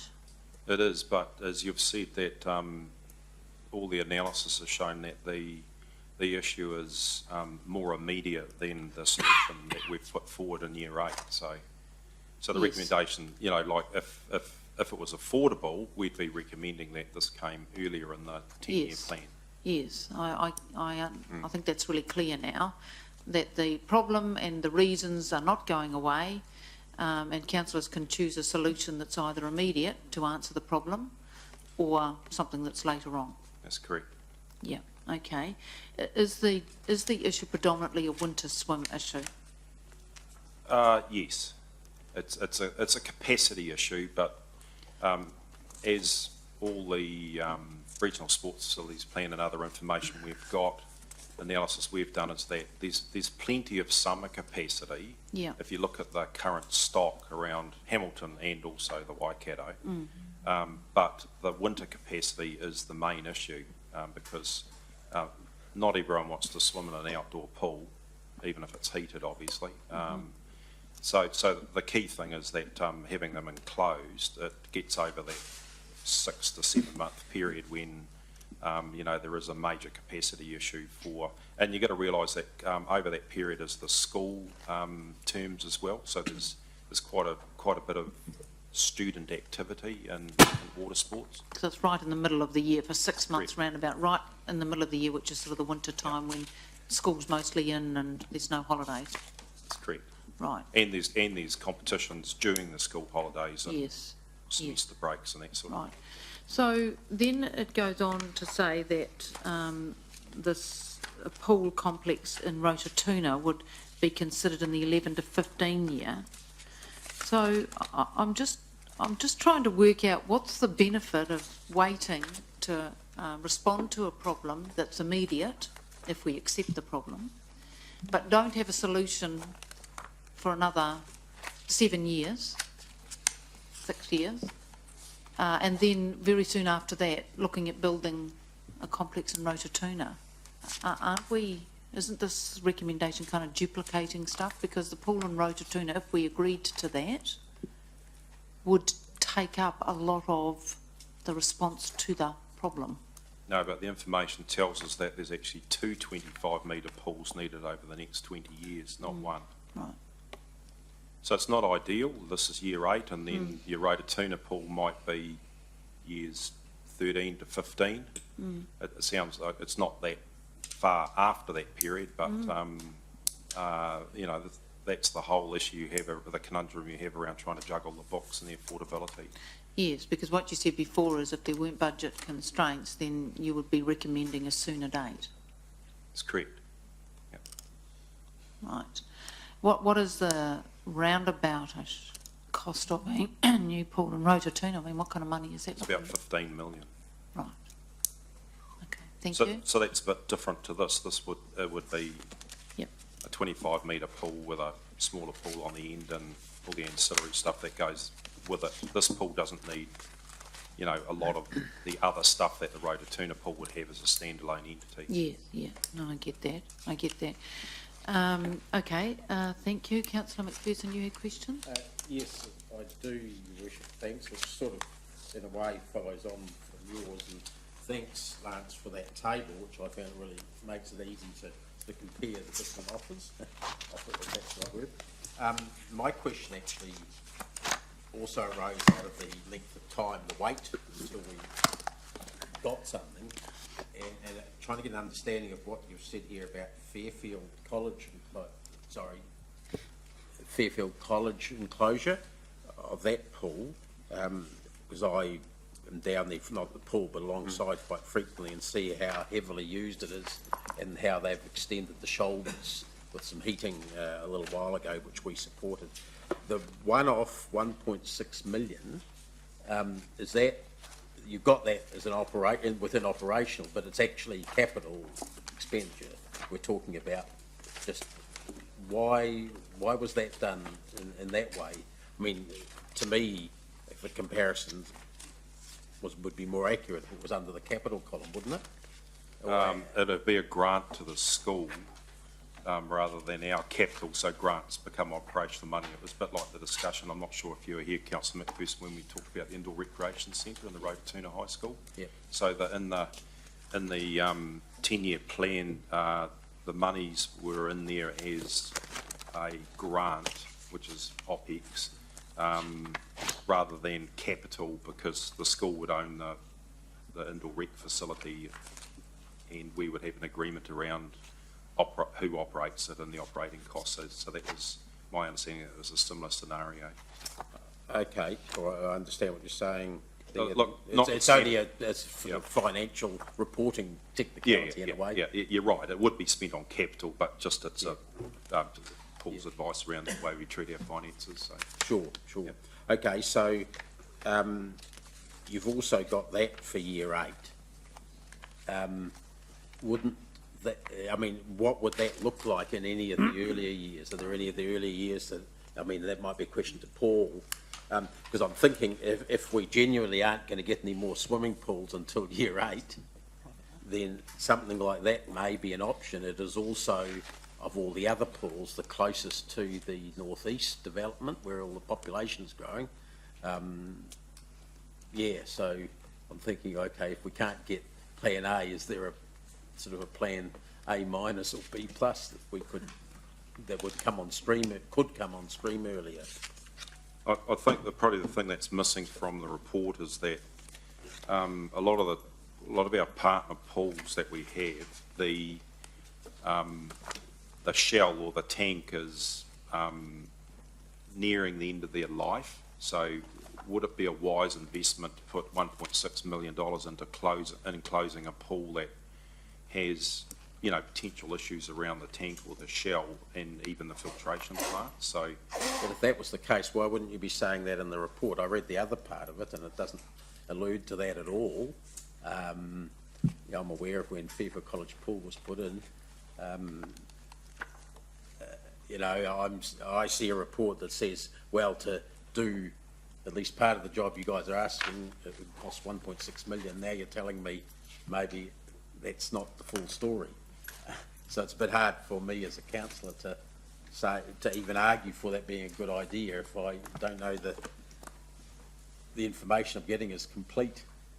I mean, because I just think that is heavily used by the community. If we're talking about it not being available for school hours, like you rightly said, that's only 40 weeks a year for 6 hours a day, and all the early morning with high pressure, all the late afternoon, evening high pressure, all the weekends and things like that. It is available to the community and is currently being used from sort of September to April.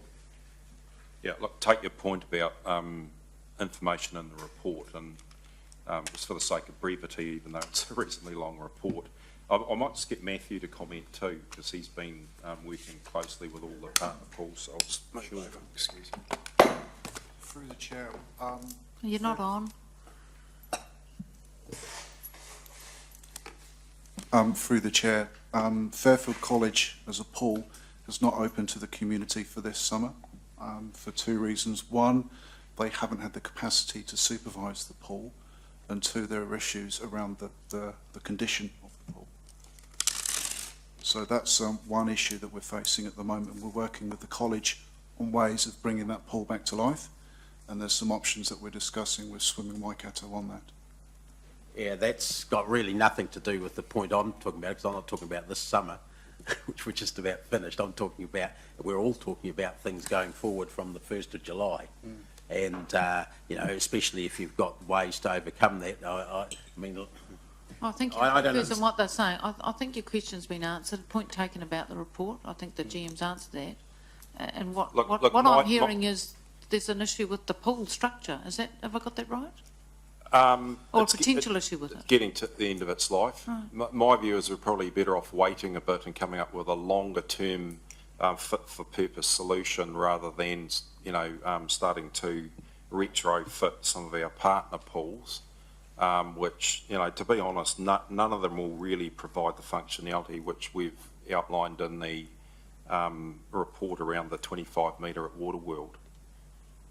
but I do understand. the timing is what Yeah. I'm talking Yeah. about. Some Yeah. of them could come on stream a lot earlier because of the lower total cost to council. That's correct. But I might ask Paul, I'm not even sure if we can afford $1.6 million earlier. Okay. Councillors may like to refer to the top graph, which is the debt to rev, or total debt graph. Again, we come back to this constraint year in 2021 where we only have $1.6 million as the buffer at the moment. That's the constraint year, so that's one of the reasons that this was put out beyond that period. But this is talking about sooner. So if we were to move that forward, effectively if we moved it ahead of that year there in particular, you'd then actually start to exceed your debt. Well, you said there was a buffer of 1.6 million. The cost is assessed here as 1.6 million. So what you're saying is not going ahead, but using up the balance. Yeah. So may be so available. as I said, if you were to move ahead of that year in any of those earlier years, then that buffer would actually be eaten up not only by the cost of it but also the interest cost. So you would actually exceed your buffer at that point. Whereas if you put it into 2021, yes, you could do that. Your additional interest cost in that particular year would be marginal, but you have that room from 2022 onwards. Yep.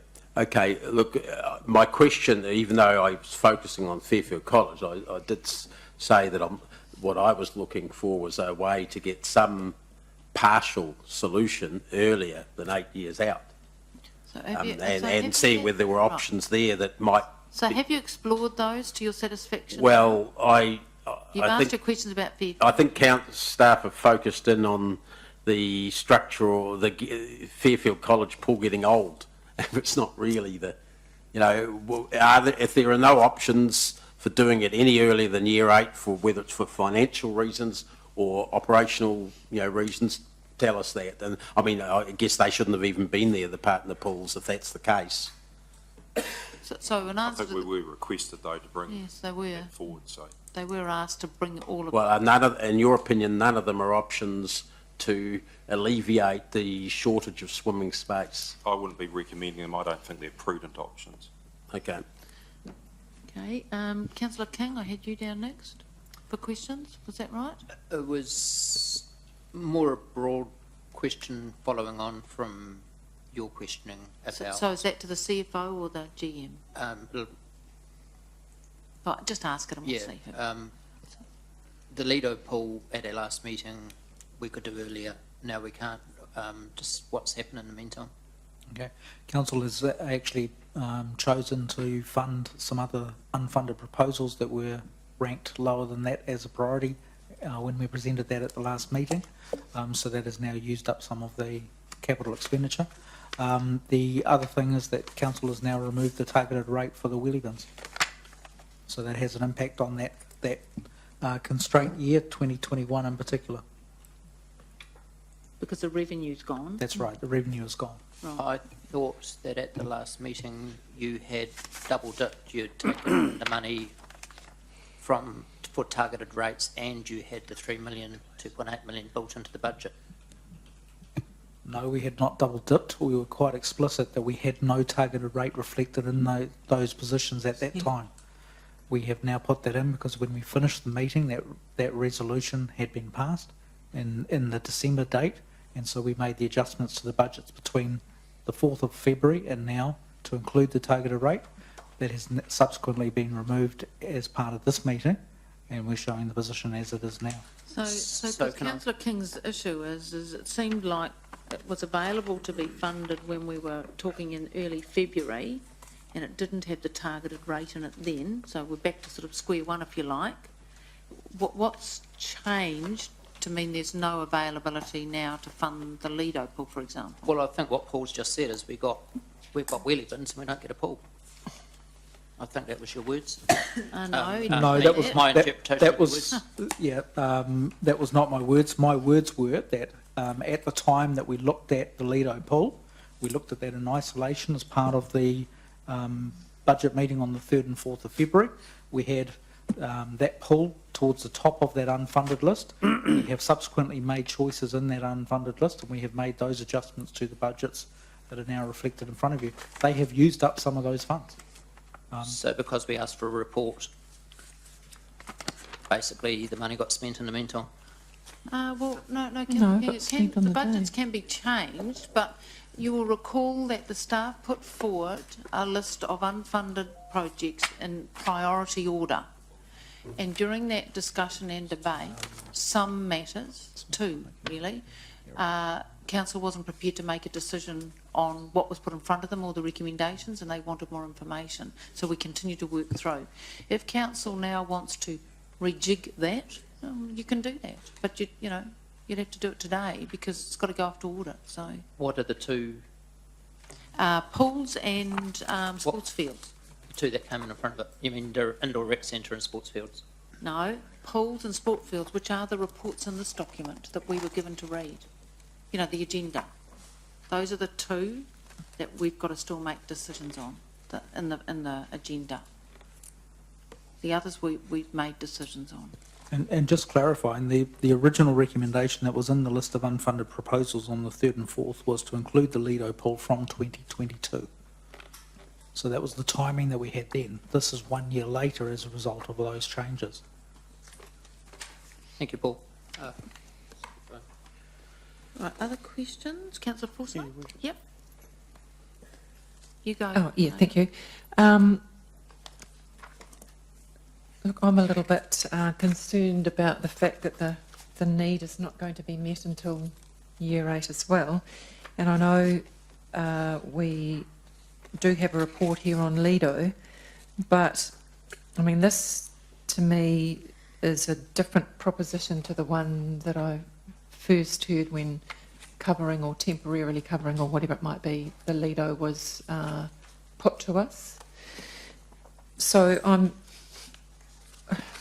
it's not helpful, but I just wanted to know what other means and what other ways can we enclose the Lido pool without having to spend 4.85, and are there other more temporary or less hard surfaced kind of options that we could contemplate that would cost less, and I'm hoping that they would still fit within our financial Through the Chair, constraints. I recall from the last meeting that there were some concerns around enclosing the Lido pool and for us to look at some further options for it. That was correct, but what we're trying to do is explore options here, and so the question's a valid one. Are there any other options without the hard surface? Like, can you heat the Lido pool and not cover it and stuff like that? Yes, you can heat the pool, but the options, it would be too expensive to look at the structure for the Lido pool. It would be too expensive to look. We've looked at a number of options, right from the Arch-Gola ads you see on TV, the El Cheapo version, through to, and looking at it, a lot of the manufacturers either can't do it, they're worried about because of the size of it, the structural safety and that sort of thing. But if you're going to do it, it is going to cost a lot of money, and some of the things I saw didn't look very aesthetically pleasing. I think the big issue is, could we get something that was retractable so we could have that outdoor ambience in summer and then cover it in winter, like something that could, go on rollers and that sort of thing. That's proved difficult to find something that's cost effective. So you would be looking at, the significant millions to do that. And I think where Councillor King was coming from when he asked for this to be report back, could you keep the outdoor ambience of the Lido plus also have an indoor pool for the same money, which increases the capacity? It's not quite the question I was after. I mean, Your Worship's just... Can we do it cheaper? I wouldn't advise trying to do it cheaper. We don't have that satisfactory information for us to advise you on that. Because? We had to get all this together in 2 weeks, and trying to get engineering information and quotes and estimates is pretty challenging in 2 weeks for significant issues like this, which haven't been, you know, a lot of other, we looked at a lot of other pools around New Zealand, that there hasn't been a lot of it done. There's sort of like, I think Councillor McPherson gave me a couple of years ago, a blow-up type of, a bit like those bouncy castle things, bubble that goes over a pool and that sort of thing. There's a whole bunch of issues with those sorts of temporary type measures. Yeah, and they're probably not that well used around the country because there's probably not that many councils in the same situation as us. We have a dire need, and yet we can't, unless we go over and beyond our parameters, we can't provide anything like that. So I'm just thinking and looking for some sort of temporary, albeit not pretty, solution that's really cost effective, that can see us from now till 2021 or 22 or whatever year we've indicated. We've got some buffer that we can meet that real demand. And it very well may be that we heat the pool and don't cover it. Yeah, so can you heat it and not cover it? Yes, but it'll be energy costs will go up significantly. So, like, what kind of money is that a year? That's an operational expense. It's like $1 million a year. Is it 500? Is it? We'd need to come back to you on But those round figures. about it, I mean, just to give us a sense, because if you say to us it's 10 million, we'd say, oh gosh, okay, we're not looking at that. I'm just trying to get a sense, you know. How's your carbon footprint too? You'll be looking at 50 to 100k a year. Right. The energy costs. Okay. I would seriously question how many people would actually use that. Yeah, okay. And how many lanes? Look, if you want to know more about temporary rollback structures and that sort of thing for the Lido pool, we'd have to go away and do some work. And, you know, I think that would take several weeks at least to have anything robust to bring back that you could consider, and that's going to be too late for the So, Lance, just to summarise, in our meeting a couple of weeks ago, your recommendation was to enclose the Lido pool in the year 2022. That's correct. 2022, and close the Lido pool, and that you made that recommendation on the basis that, you know, the budget is what it is, and we needed to address the lane issue, right? You've now come back and said, well, an alternate to that is a 25-metre pool, which seems round about the same-ish cost, and you do it a year later, and probably gives a much better outcome in terms of the solution to meet the problem, right? Well, you expand your capacity as far as much better. Water surface area goes. Whereas if you just enclose the Lido, you just get 6 months out of the Lido. Yes. Rather than getting 6 months of the Lido and 12 months out of the 25. Right. And more opportunity to develop revenue through the Learn to Swim programs, which have got apparently a big queue despite private sector. More functionality, all that sort of stuff. And the Lido pool's got some constraints around lane swimming and depth and all those sorts of things. Okay, so I mean the choice in many respects, councillors, is a year later and a fully functional fit-for-purpose type pool versus a covered and outdoor pool, in basic language. I know I'm doing a disservice there, but that's a simple explanation. And is it your recommendation that those solutions are appropriate recommendations to make to meet the issues that are raised in the aquatics area? Yes. Right. Okay. So our recommendation is around a long-term solution in a cost-effective way using a current facility. Yes. But, you know, in the ideal world, we would do it earlier. Yes, that's right, like we would do with everything, one would say. That's right. Right. And that solution you're recommending still does not address a long-term city issue, which is the growing aquatics sector, the swimming, all of those things with the growing population. That's still got to be addressed based on the experts' assessment and all these reports that have been done. That's correct. Right. Yep. Okay. All right, are there any more questions on this? Yes, Deputy Mayor. Through you, Your Worship, to Lance. Just clarify for me around the partner pools. Are we going to include Hamilton Boys High School in the program, or is that not included in the budget? So are we saying no to Hamilton Boys High School, or are they still in the loop? We're currently saying no, but we have, as we've discussed previously, regularly reviewed our partner pools program. So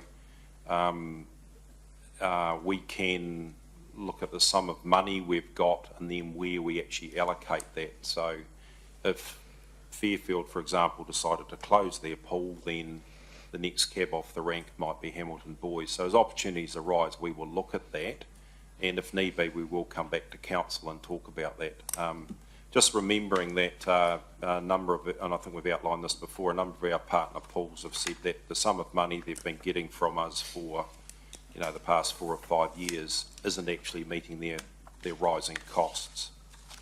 So, Your Worship, I would be concerned about not giving Boys High a signal to proceed. They have a major development going in there, and when you look at the other requests under partner pools from You Leisure, it's just not 20 grand or so. It's a rather large amount to make improvements within an educational facility. So I don't know, Your Worship, how I can provide some certainty to Boys High School, given Lance's answer that we will look at it, it may, but it may not be included. But I mean, what's the status of the Boys High sports development plan? I mean, it's been put out in the public domain, but I understand it's got a long journey. Well, that's my understanding too, so they've still got a long way to go to raise funds, so I think, and the reason why I've said what I have is that we just wanted to make, see where they lie once the dust settles, and when is the dust going to settle. Okay. You know, we want to deal with certainty rather than, you know, uncertainty. So. And predominantly, that's a facility predominantly for them? Yes, and in our analysis and the discussions we've had with the people involved is there's going to be significant school use, and the potential community use is going to be reasonably limited. The other thing which Dee's just mentioned is that, and I probably should say, they haven't actually asked for a capital investment into that pool upgrade, bearing in mind that their first stage of their pool upgrade is an outdoor pool rather than an indoor pool. Okay. Right, are there any other questions? Sorry, Your Worship. Oh, sorry, Councillor Mallett had some, yep. Go. Did you have another question? Well, it was just more clarity around Lance's answer.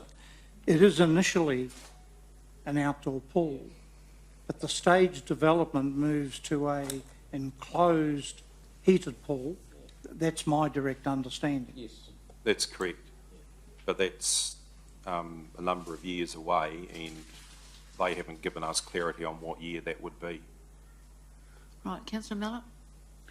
Just on the municipal pool, on the back, on page 10, the third paragraph down, it says municipal pool has been closed since June 2012 and maintaining it costs about $10,000 a year.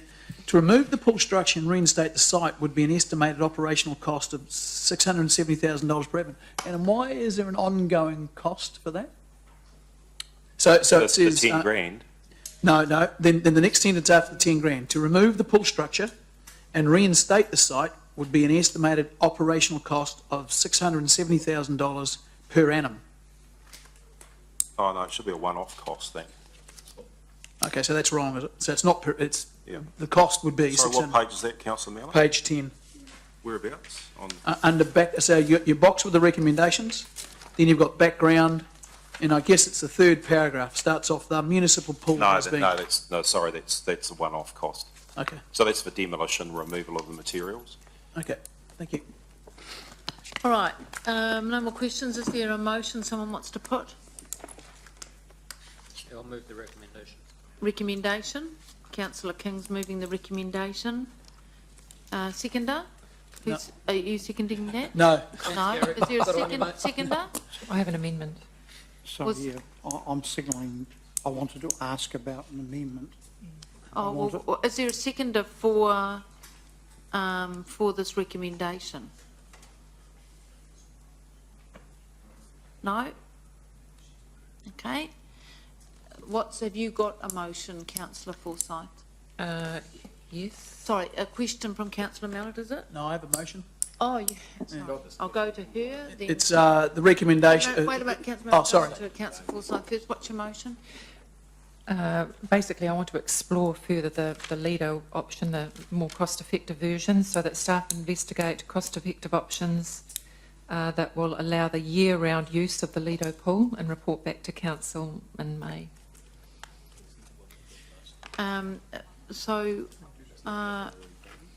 Just to expand on that. Yeah, it's pretty just raw.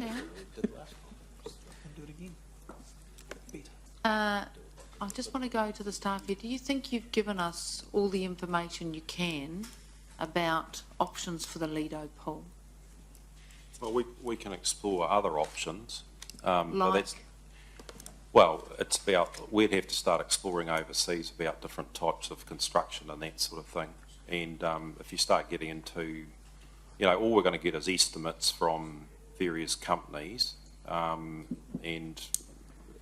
there aren't any fit-for-purpose types of things like that. It'll probably be a bespoke type of solution, but that might cost us a little bit of money getting that advice. But we can do that. Okay. Yeah, I just feel like we haven't really explored fully the other ways of being able to use the Lido pool year round, and whether it just comes down to the basic, well, let's just heat it. So, councillor Forsyth, can I just ask then, in relation to this motion you're wanting to put, how does that fit in terms of that date, May? Because are you saying just deal with it through the year, so to speak, and not be this topic not be part of a 10-year plan discussion, because May is too late for, although of course we can include in the consultation document questions around what do we do with aquatics, which is something that I'm happy to explore. No, I was just thinking of, I hadn't actually tied that to the long-term plan deadline, so I was just allowing some time for staff. That's also, completely open to adding that time frame. And what date is that? Today? Tomorrow? Well, next week. Today, as the staff told us, we've got to make decisions for things to go out for audit, and then they come back in March for us to sign off to go out to the public. March. Is it 25th? 25th of March, yep.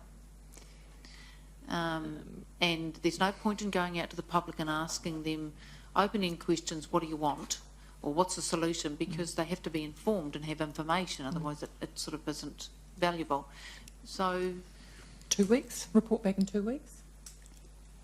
We've got a report here for exactly what you're asking for. I'm getting to No, that, it's not Councillor exactly what King. I'm asking for. Just exploring here to enable councillors to start reach their own conclusions about things. So, Deputy Mayor, you were potentially going to second that? Well, I was just going to signal, I don't have a problem with what Margaret's suggesting. I would almost be happy to move the recommendations if there was a fourth point saying that Hamilton Boys High School be added to the partner program. Do you have some comments about that? It's not that simple, is it? No, I don't think it is. And when you enter into a partnership relationship, you have to establish what we're going to get, what do we want, what are they doing, and what can we get, what's possible, and then how much grant do they want, and we establish what do they actually need and what are we prepared to pay. So there's a bit of, excuse the pun, water that needs to go under the bridge. Right. Before you just say you'll enter into it. Yeah. So I think we'd have to have a discussion with them around that. Yeah, so it's not that simple, Deputy Mayor. No, I'm going to Councillor Mallett because he's had his hand up a lot. Your Worship, just in relation to that answer, because Gary was on a, we have a Gary's partner on a different pool. tack. Gary's on it. We have a partner pool policy which says how much per head is given, and that's how they do it. I mean, surely that's all the Deputy Mayor is asking for, nothing new, same policy, but extended to one more pool. That seemed to be what it, I mean, we're getting stuff about having to explore what they're going to ask for. Just speak to the GM about, is that correct and is it that straightforward? Can be. Always I haven't even asked to be a part of the partner pool process. Okay, so there's, we can talk to Hamilton Boys High, but we would need some parameters from council. Do you want us to talk to them with the current amount of money we have in our budget for the partner pools program, or are you prepared to entertain an increased amount? Because if we give them 20 or 50 grand or whatever it is, then we have our other partner pools people and we've got to work within a budget, then we'd be looking at, you know, potentially having to decrease theirs. So there's swings and roundabouts, and that's why we did a review over 12 months ago on that. They would be seeking 20. So, councillors, what I'm proposing to do is it's 1 o'clock and we normally take lunch at 12:30, and so I'm proposing to adjourn for lunch, and we're going to come back at 1:45, and I guess people can mull over the information they've received, and if they need to make any further inquiries with the General Manager over lunch, they can. I'm going to be asking for, when we come back from the break, we're either going to do something or we're not, full stop. Okay, we've finished the talking. Councillor Mallett, just before we go for lunch, you did have your hand up and you were signalling something. What was Thank you. Well, I would just suggest both the recommendations 1 and 2, both are talking a decade or nearly a decade out. So I'm suggesting deleting those and moving ahead with number 3. And then all this other stuff will come back to us from the community anyway when this goes out to submission. well? So I would suggest if we want to move forward, and because I think we need some certainty on the municipals, We do. everything else is 10 years out. Nothing's, so there is time to listen and argue and have the debates, because otherwise we're never going to make a statement at all. And it seems to be a lot of people just asking for a rehash of existing reports. So what I'm going to do is we'll adjourn for the lunch. I'd move that if you want. Yeah, well, you've said what your thinking is. I think that's helpful. Do the half of elected members who are old boys of that school, boys I have to declare in terms of the register of interest or not? Depends how much you love the school. There were 6 of the best, Mark. Right. Only if you're a teacher, Martin. Right. Yeah. Right. Or a teacher's Okay, pet. so 1:45, people, and we'll have apologies from Councillor Wilson and Councillor Councillor Gallagher. Is that right? It'd be a roving apology. For DHB. All right, thank you. What's a roving?